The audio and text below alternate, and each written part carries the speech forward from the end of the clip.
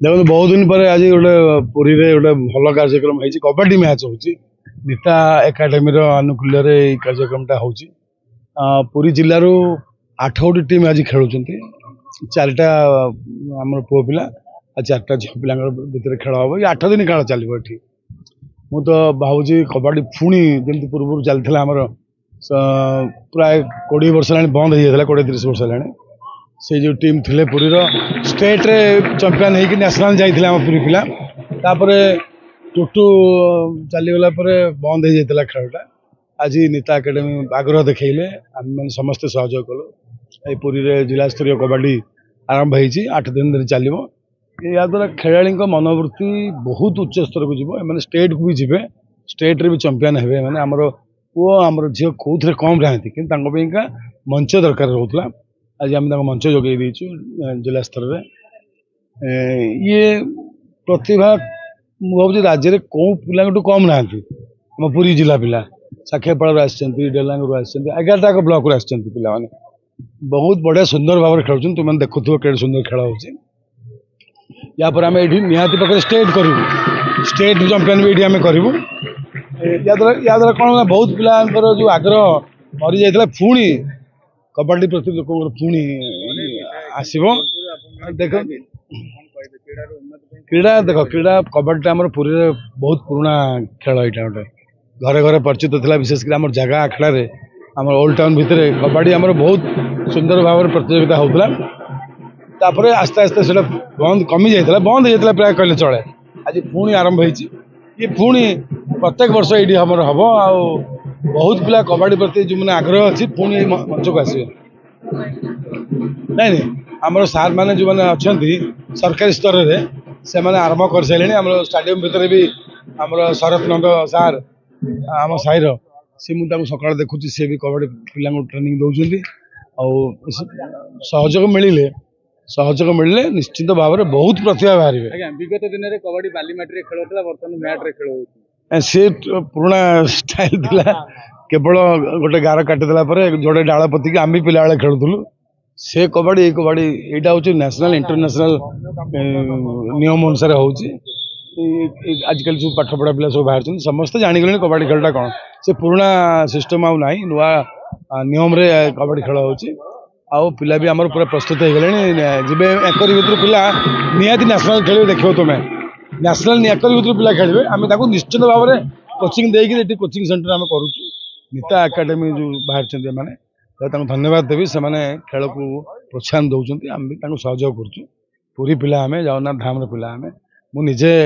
पिला बेलू भी क्रीड़ाविद थी मुझे कुश्ती लड़ी स्टेट लड़ी डिस्ट्रिक्ट लड़ी तो जेहेतु पुरी रे आम नेशनल बॉक्सिंग करूँ पुरी रे आम नेशनल कुश्ती भी करूँ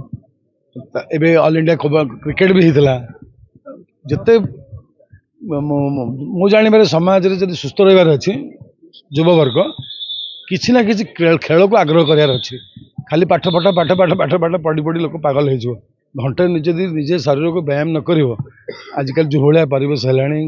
खाଇବା दूषित पानी ठू धरिकी पवन जाए सब प्रदूषण में एत मात्रा व्यापी जब फिजिकालटा फिट न रख तो बेमार हो सारा तो फिजिक फिट न रही तुम शरीर सुस्थ ना तुम पाठ पढ़ जहाँ कर पैसा कम जहाँ कर शरीर बिगड़गला सब बिगड़गला मुझे बुझे पाठ में पचे 1 नंबर कमी जाओ कि शरीरटा फिट रो मोर एति तो टीवी मध्यम युववर्ग को प्रार्थना करुँच समस्ते घंटे घंटे जार जो आग्रह अच्छे किए कुश्ती लड़ू किए बॉक्सिंग करूँ किए कबड्डी खेलू किए स्विमिंग करूँ जार जहाँ आग्रह अच्छी किसी ना कि घंटे घंटे से प्रैक्टिस करूँ। सुब्रत दास नीता फुटबॉल एकेडमी और नीता स्पोर्ट्स एकेडमी चेयरमैन आपण मैंने जो प्रो लीग मैच प्रथम थर पुरी रे जो होउची या आमर बहुत दिन चिंताधारा कि ये प्रो लीग मैच करवा कहना प्रो लीग कबड्डी इंडिया जो प्रथम 2014 स्टार्ट होता आते जल्दी एत पॉपुलैरिटी गेन कर चिंता करना कि आमर ओडिशा रे ये कॉन्सेप्ट को आम जो आने को भाविलु या पछरे जो आमर टुबु कहला कि ना आम पुरी रे ही करवा आगे स्टार्ट करवा मुझे सांगे सांगे कही निश्चित करवा कहीं ଆପଣ ଦେଖନ୍ତୁ ଗୋଟେ ଗେମ୍ ଆମର ଏଇ ମାଟିର ପ୍ରଥମ ଯଦି କିଛି ଖେଳ ବୁଝାଯାଏ ତାହେଲେ କୁସ୍ତି କବାଡ଼ି ଥିଲା। ଆମେ ଛୁଆବେଳେ ଯଦି 10 ମିନିଟ୍ ଟାଇମ୍ ଯେଉଁ ରିକ୍ରିଏସନ୍ 20 ମିନିଟ୍ ରିକ୍ରିଏସନ୍ ଆମେ କୌଣସି ଜିନିଷ ଖେଳୁଥିଲୁ ସେତେବେଳେ ଖାଲି କବାଡ଼ି ହିଁ ଖେଳୁଥିଲୁ। ଆଉ ଇନଫ୍ରାଷ୍ଟ୍ରକ୍ଚର ଅଭାବ ଡେଭଲପମେଣ୍ଟଟା towards only construction of activities sports ପ୍ରତି ଏତେ ଧ୍ୟାନ ନାହିଁ। ତେଣୁ ଆମର ସବୁଠୁ ପ୍ୟାରା ଗେମ୍ଟା ଦୂରେ ଯାଉଛି। ତେଣୁ ଆମେ ଭାବିଲୁ ୟାକୁ ଯଦି ପ୍ରପରଲି ପ୍ରୋତ୍ସାହନ ଦିଆଯିବ ଏ ଖେଳ ନିଶ୍ଚିତ ରୂପେ ପୁଣି ଆମ ପୁରୀରେ ସବୁଠୁ ନମ୍ବର 1 ହେଇକି ବାହାରିବ।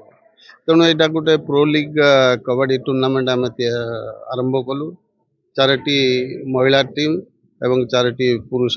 ଟିମ୍କୁ ନେଇ ଖେଳ ଷ୍ଟାର୍ଟ ହେଇଛି। ଏଇଟା ପ୍ରଥମ ବର୍ଷ। ନିଶ୍ଚିତ ରୂପେ କିଛି ଆମମାନଙ୍କ ତରଫରୁ ଭୁଲ ବି ହେଇପାରେ। କ'ଣ କହିଲେ ଶୁଣନ୍ତୁ ଏ ନିଶ୍ଚିତ ଆମେ ଆସୋସିଏସନ୍ ସହିତ ଏ ବିଷୟରେ ତାଙ୍କୁ ଅବଗତ କରାଇଛୁ ଯେ ଆମେ ଏଭଳିଆ ମ୍ୟାଚ୍ କରୁଛୁ। ଆସୋସିଏସନ୍ ବି ଆମକୁ ଯଥେଷ୍ଟ ଉତ୍ସାହ ଦେଇଛି ଯେ ଆପଣ କରନ୍ତୁ। ସେମାନେ ସମସ୍ତେ ବି ଆସିବେ 30 ତାରିଖ 28 ତାରିଖ 29 ତାରିଖ ଯାହାର ଯେଉଁ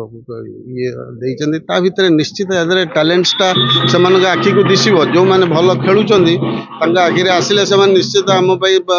କହିବେ କି ୟାକୁ ପ୍ରପରଲି ଟ୍ରେନିଂ ଦିଆଯିବ ବା ସେମାନେ ବି ୟାକୁ ନେଇଯାଇପାରନ୍ତି ଟ୍ରେନିଂ ଦେବା ପାଇଁ ବେଟର ଟ୍ରେନିଂ ଦେବା ପାଇଁ।